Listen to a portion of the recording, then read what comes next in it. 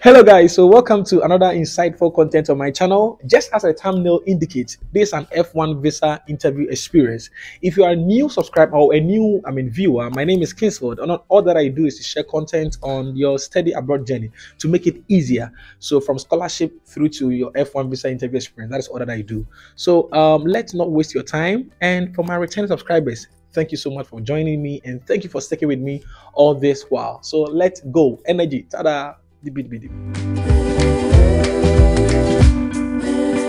right, welcome back. So let me not waste my time once again. Let me not waste your time and my time as well. All right, so let's start with the introduction. So tell us your name, what you are doing, and where you're from. Yeah. So my name is Masud Mensa, but I'm known here by Tampico. So, Tampico G, it is how everybody calls me here. And I'm a Ghanaian, born and raised in Takrady. Stayed a little bit in Accra, schooled in Kumasi, and now schooling and living here in the United States. Yeah. So what program are you doing? Yeah, I'm doing my master's in communication studies. My major is in organization and strategic communication. All right, so that is Masud, and popularly known as what? Tampico. So Masud, let's not delay. So this is a quick session. So we want to just know your visa interview experience, and you're having a very peculiar story. So we want to know what really happened. So tell us why you had to have your visa interview experience in a different country. I know you're from Ghana, but why did you have to why did you have to get your visa interview in a different country? Okay, so when I got my admission somewhere last year, March, with funding, I wanted to apply for my visa in Ghana. I tried making inquiries and talking to people about dates, and there wasn't any headway for me. So I decided to sort for other areas that I can do my visa interview at.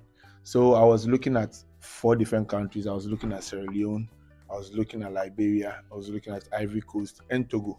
And I think during that time, I chanced upon one of your videos where you interviewed Albert. So Albert shared a peculiar story, like a nice story, that he went to Ivory Coast and he got it.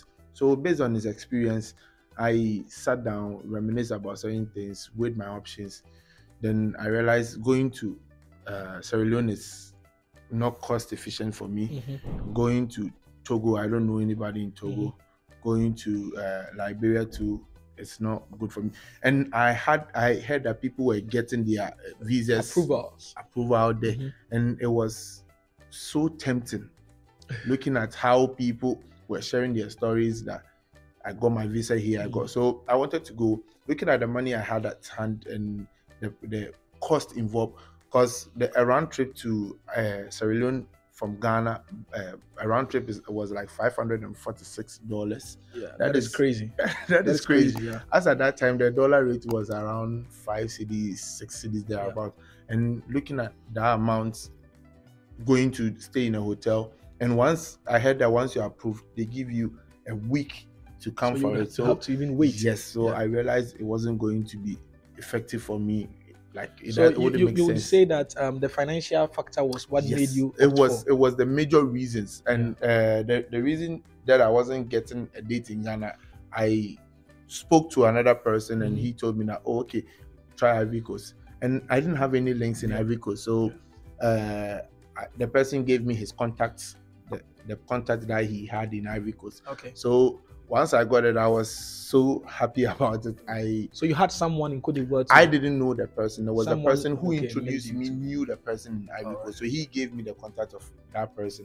So when I spoke to the person was also a Ghanaian living in Ivory Coast. So not to cut you short, so for those who want to consider their visa interview in different countries, they would have to have someone in that country. Because you would have to pay your MRV fee in that country, at GT Bank in that country. Likewise, you do your payments in Ghana. But for the Sierra Leone, the reason why I was thinking of Sierra Leone was that I knew someone there also who also was willing to pay for me. But Ivory Coast made much sense to me because it was closer to my country.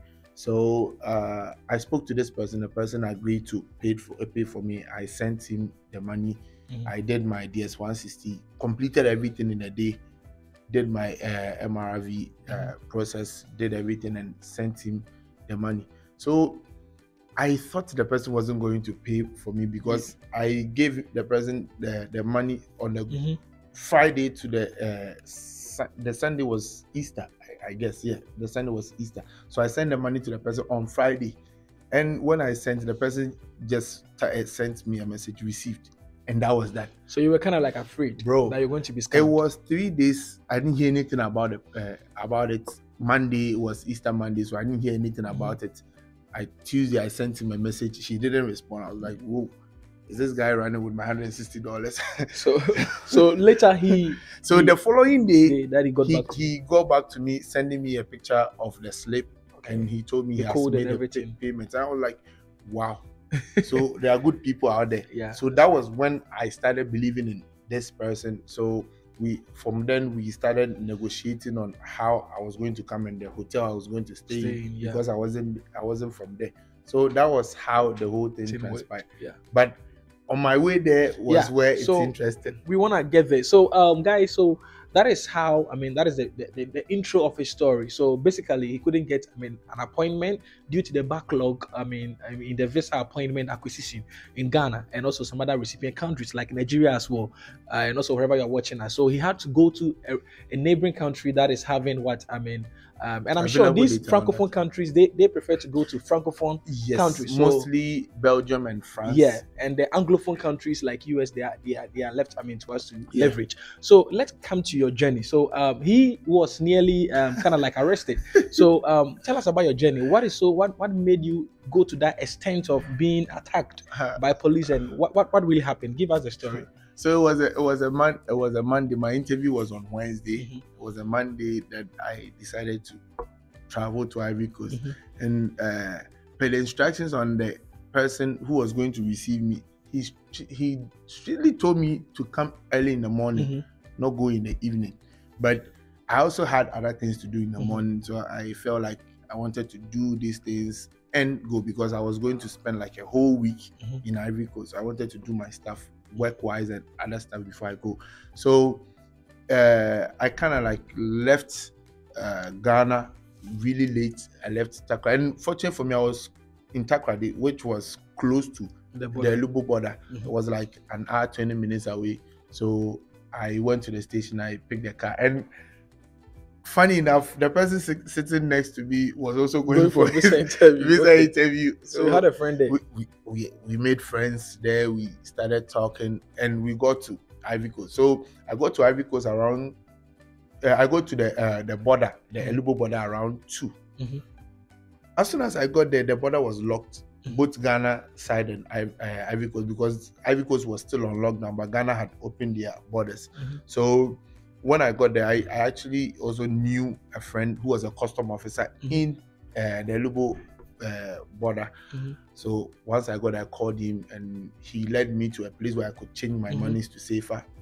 And trust me, you need a lot of money if you're embarking on this journey. How much? Not to cut you, how much should they overall? Do you have an estimate that you would say that those from Ghana should consider, or probably any other person in general, like in US dollars? Yes. As and when I got to Ivory Coast, the monies that I had on me around that time in Ghana City was like 5K, 5,000 USD. But I ended up not using everything. But somebody told me I should have a lot of money on me, because I didn't know what was. So in US dollars, do you have an estimate? Yeah.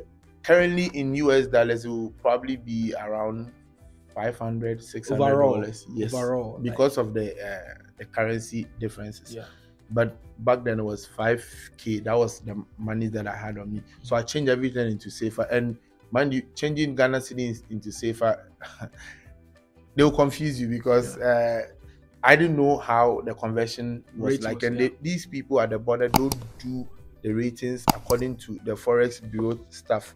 So if you want to go with their rules, you end up losing money. And if you want to go with the banks too, you would end up losing money. So you have to be very strategic. So it is a risk. Yeah. So I changed some of it in black market, like in the black market in Takrady, and changed most of it like at the border. And I realized there were a whole lot of difference, because you are at the border, they see you to be eager, looking for looking for. There is no option. Monopoly. That is the only option, because you can't go back, go change, Yeah. and come back. So if my advice to you, that if you are going, prepare. Actually, like, if there is a black market close to you, change all your monies before you go. You embark on this journey. So continue on my story. When I got there, I called this immigration, the custom friend. Yeah. So he actually told me what was going on. And as I told you, I had already made a friend in a car. So he had already made arrangements for me alone. So when I came with this friend, it made it very awkward. So I told him that I wasn't alone, and he was like, I should have told him this all along. So initially he was going to walk with me through the borders. But now you had a friend. So now that I had a friend, he had to arrange a car for me. So it took a while. Then he brought up a pickup. Then we boarded, and the pickup crossed the Ghana border. So there is this alliance between the Ghana immigration and the Ivory immigration. They have these terms that they know how to maneuver their ways through. So if it was only me, I was not going to pay any monies at the border, because he had already arranged for everything me to pass. But now your friend. So now that I'm going with someone, we are two. So indirectly I have to pay. So I ended up paying 130 cedis in Ghana. That was like 15 bucks max. Yes, that was like 200. That was like 400 CFA around that time. I had to pay, and he was like, "This is the reason why," and I understood. So fast forward, we crossed the border. We went to Ivory Coast border. We got there. So the station is directly like right after the border. Which station? The station that goes to Ivory Coast. Okay, so you are. It's called No. Where we were was called No, NOE. Noi. That is where you go to. That is where you would pick your car, and it's just right after the border. So we went into the car around 3. So funny enough, the car was not full around that time. We had to wait till 7 p.m. before the car left the station, bro. And when I called a person in Ivory Coast, actually my Ghana network was working, so I was using WhatsApp via WhatsApp. I called him, and he was like, I should buy a SIM at the place. I should do this. So I bought a SIM at the Ivory Coast place. That was MTN SIM. Then I also had to connect with him. Yes. So when we left, I called him, and he was like, no, I shouldn't have come. I should wait. If I can wait, I should wait and come the next one. I was like, no, the car has already left. So he told me to give the phone to the driver. I gave him the phone, and he told the driver he should take money from me so that the driver would pay on the road. I don't know what it was. I thought it was like some kind of like a negotiation amongst them. So I told him, no, I'm not going to do that. And he was like, okay. And he didn't say anything. The driver also didn't say anything. And I was sitting right behind the driver. So we drove for like 5 minutes, and you have to pass through the Ivorian immigration before you go into the Ivorian town. We got to the immigration, then they told all of us to get down. Bro. So there are 3 checkpoints in the like before you even enter Ivory Coast. We went to the first one. So the money that the guy was telling me to pay was 1,500 CFA. I said no. You don't have it. So I had to pay 6,000 CFA on my own because the driver, I didn't understand French. The driver had to communicate on your behalf. The driver was communicating, but whatever they tell the driver, that is what he tells us. And the driver was telling us to give him the money. But everybody, we had most people from Ivory Coast and different countries, but people had quarantine, the documentation that shows that you can enter. But you didn't have it. I didn't have it. And the people around me that were also going, nobody had it. So the people who had it were like trying to defend their rights that we had document to show. And these people said the fact that there are people who don't have documentation in the car, everybody is going to pay. Okay. So it was really, really difficult. So at this point, you had been stopped by the police. Right after the border, you had been stopped by the police. Yes. Okay. So we paid the police first, we paid the immigration, and we paid the customs. Okay. 6,000, safest, just around that place. All right. Then we moved. So because it was at night, there were checkpoints, police checkpoints. I think we got to 5 checkpoints before we got to our destination. And these 5 checkpoints are far away from each other. And they are situated in woody areas, forest areas. So there is no turning back. Once you get there, you have to pay and cross. So if you don't pay, what were they going to do? Like they're going to let you go back or arrest you or what? So the first thing that they said was that their borders are closed. So why are we entering illegally? So they're going to arrest you? Arrest you. Okay. You don't have any option of going back because the borders are locked. How do you find your way inside the country? Yeah. So the first one stop that's paid, second one stop, like the third one, the fourth one, like I saw my money was going down, like so drastically. You're trying to play smart. When we got to the fifth one, I decided to tell them I don't have money. So we got there. So I told the friend that I made that this is what we should say, and he was like, "Oh, cool. I think it makes sense." So we got to the fifth one. They told us to get in. This was around 9:50 p.m. They told us to get down, and we got down. So they started talking, and there was this man at the bank who had the quarantine. He was trying to defend his right that he has quarantine. So that agitated the policemen around there. And they got really pissed. They got really pissed. So the fact that they were going to take us 6,000, now they had to double the money. Because so was it this point that they had to show gun on you and everything? So yes, all this while they were still having they just guns on you? No, before. So the before first we one, got there, one, they were just taking the money and we were just moving along. But when we at this point, the guy wanted to prove that he has quarantine, so he doesn't understand the reason why he has to pay. They are being paid. So that policeman, bro, they are tall, like big men, and every police in Ivory Coast has, like, they have access to weapons. They have pistols on them. So once he saw me, he was like, he said something in French. I didn't understand. Then the driver told me to get down. He gave me an eye and I got down. So once we got there, they were taking the monies. They were taking, and mind you, my monies on me was like that around that time was 5,000 safer. As soon as you give them, they are not going to give you any balance. So you got to be. I was like, I don't have any money. I don't have any money. There and then the man just hit my chest. Oh, then he took his pistol, bro, directly at my head. Oh, saying a whole lot of things in French. I was like, this. I didn't know what to say, what to do. I was just literally standing there. Like it was like a lifeline because I didn't know what to do. So there and there, the driver came in and he was like, he doesn't understand French. So the driver started communicating. Then he told the driver to tell me if I want to leave, I have to pay.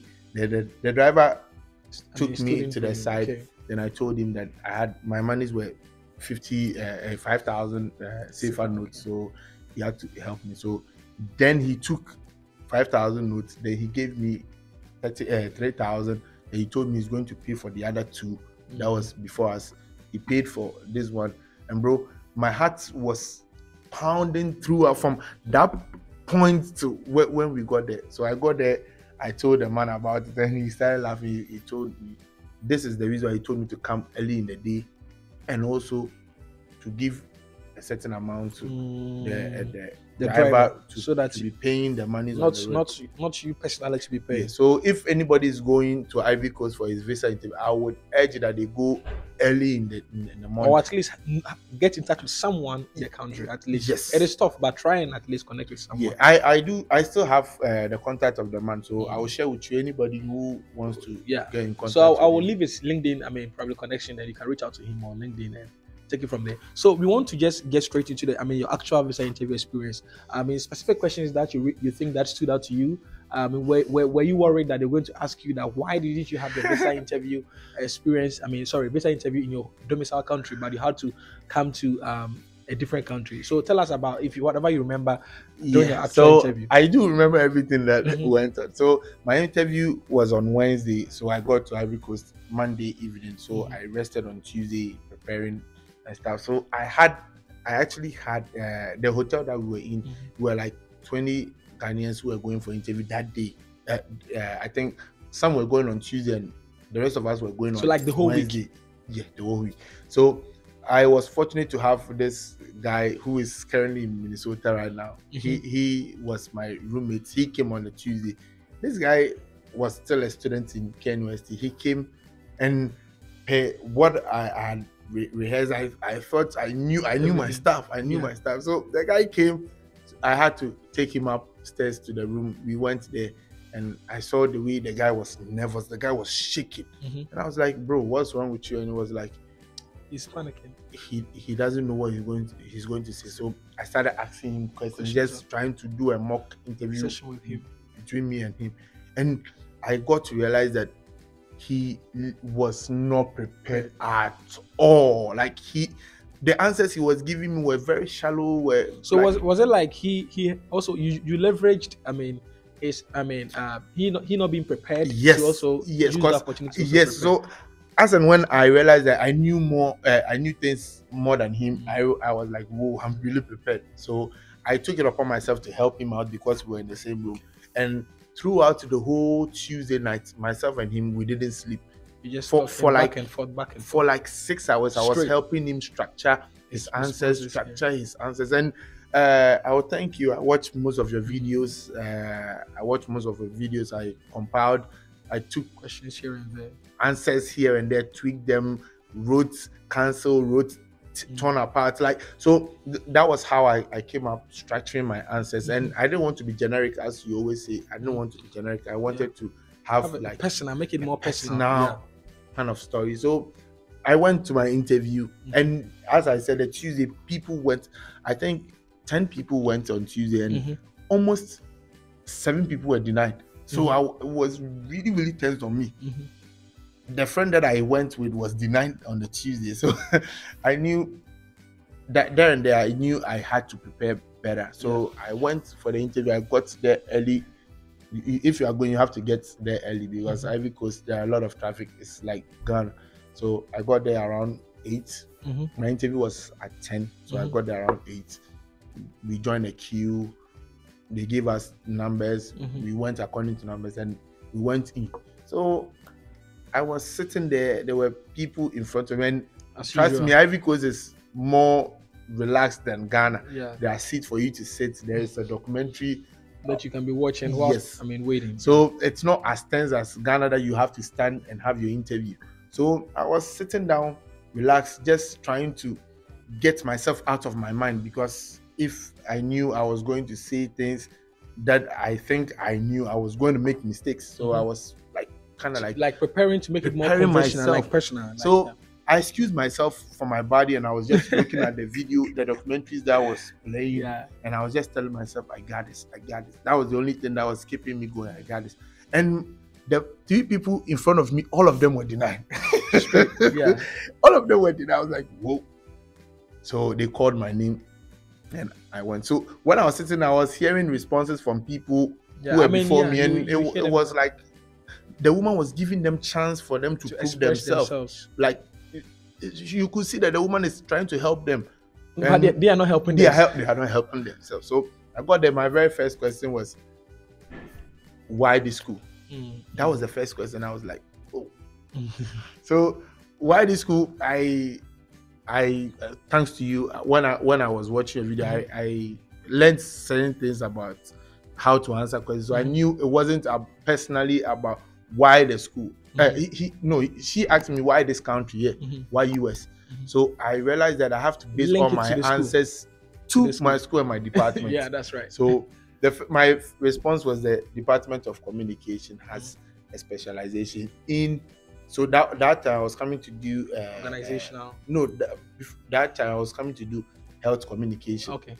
It was when I came that I changed. So the school had the Department of Communication had a specialization in health communication that is in line with my field of research, and like I started going. So my second thing was that after getting the degree, it's going to help shape me to what I want to do. Then she just stopped me along the way. What do you want to do? Stop. Then she asked me, communication. I was like, yeah. Then she looked at, you said health communication. I was like, yeah. How does it relate?